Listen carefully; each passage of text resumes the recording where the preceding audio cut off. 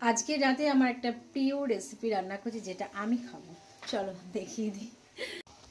এই যে একদম গোলা রুটি করছি।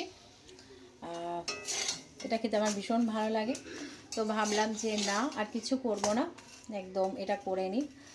আর এটার সাথে যেটা খাবো এই দুটো হয়েছে, আর এইটুকু ব্যাটারটা আছে, একটা হয়েই যাবে।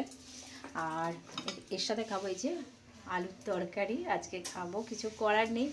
একদম ধনেপাতা আর মটরশুঁটি দেখো উঁকি মারছে, আর আছে কাঁচা লঙ্কা, এই দিয়ে খাবো। তো যেহেতু অনেকটা রাত হয়ে গেছে, তো সেই জন্য আজকে রুটি করার আর সময় নেই, এটা করে নিলাম। আর এখানে আছে আমার বড়মশাইয়ের ভাত, উনি ভাত খাবেন, গরম করে রেখেছে, এতটা হয়তো লাগবে না।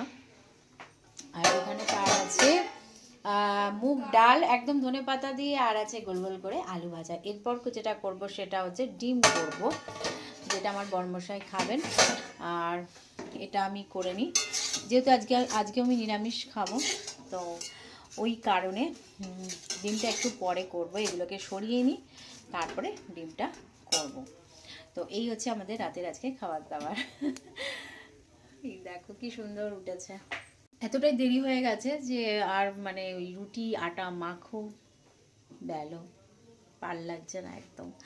তো চলো এখনকার মতো ভিডিওটাকে এন্ড করি। ভিডিওটা ভালো লাগলে প্লিজ একটা লাইক করো, কমেন্ট করো, শেয়ার করো, আর সাবস্ক্রাইব করতে ভুলো না। চলো এখনকার মতন টাটা আর গুড নাইট।